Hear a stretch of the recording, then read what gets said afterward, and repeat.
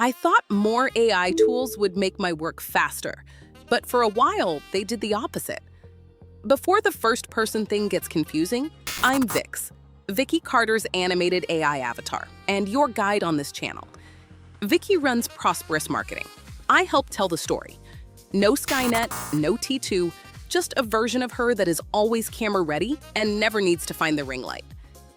Every new tool gave me another place to put context, another setup to maintain, another workflow to learn, and another promise that this time, the work would finally feel easier. The tools were not useless. Some were genuinely helpful, but too much time was going into preparing to work with AI and not enough into getting the actual work done. That was when I realized I did not need another tool. I needed a reliable way to keep the important context together, an AI second brain that could support the work, instead of creating another place for it to get lost. This became clearest during a client YouTube optimization project. The job involved strategy, outlines, templates, and deliverables that had to fit one specific business. To do that well, I needed the right brand context, approved direction, audience understanding, decisions that had already been made, and the details that made the result useful instead of generic. A project, a new chat, a custom setup, or a folder of files could all help.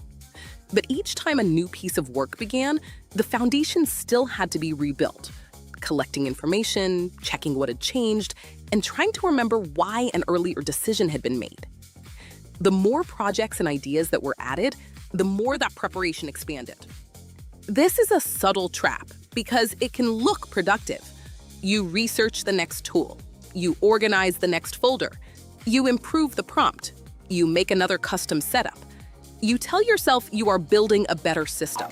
And sometimes you are, but sometimes you are just creating a more polished delay between the question and the real deliverable. In my experience, shiny object syndrome was giving me plenty to do without helping me finish the work that mattered, deciding the strategy, creating the deliverable, and moving it forward for review. The answer was not to use AI to make that uncertainty faster. It was to create a structure that could hold the right context and bring it back when the work called for it. That is what I mean here by an AI second brain. Not a magical replacement for thinking. Not a giant pile of notes that knows everything, and not the first thing everyone should build. For me, it became a more intentional memory layer, a searchable foundation for reusable agency knowledge with separate context for a client, a brand, a project, or a campaign. The point was to stop treating every new task as if I had to rediscover the business from scratch. Once the workflow was clear, the system could help recover the approved strategy, the relevant brand information, the right constraints, and the next practical step. It was not about collecting more information. It was about bringing back the information that already mattered. I tested that second brain setup in a controlled way.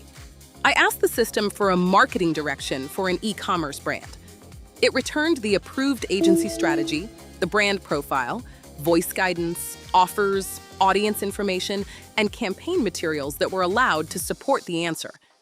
Just as importantly, it did not treat every file as equally trustworthy. It surfaced material that was still reference only or needed review instead of quietly presenting it as a proved fact. I could see what the draft was pulling from rather than taking a polished answer on faith. The test was not perfect. It also showed where retrieval rules and source cleanup still needed work. But that was useful information. A reliable system should show what it knows, what it is using, and what still needs a person to decide. So what does that AI second brain actually look like in practice? For me, it is a place to keep the context I keep needing, so I can find it instead of rebuilding it. The knowledge base is where I keep and search that context. The workspace is where I use it to do the work. That is what has helped me. It is not a tool stack I am telling everyone else to copy. The non-negotiable part is human review. AI can help draft, organize, summarize, and connect useful sources. But before something is sent, published, or used to guide a client decision, a person still needs to inspect it. Check the facts, check the claims, Check whether the output actually answers the question. Check whether it belongs in the real world, not just in a chat window. That review is not a failure of automation. It is what makes automation safe enough to use. So, if AI tools have made your work feel more scattered instead of more focused, do not assume you need another tool. First ask, what work are you trying to move forward? What context does it need? Which sources are approved? What should happen after the draft is created? And where does human judgment need to stay involved? If you are still caught in tool-first thinking, start with the video on getting your AI workflow clear before you chase another tool.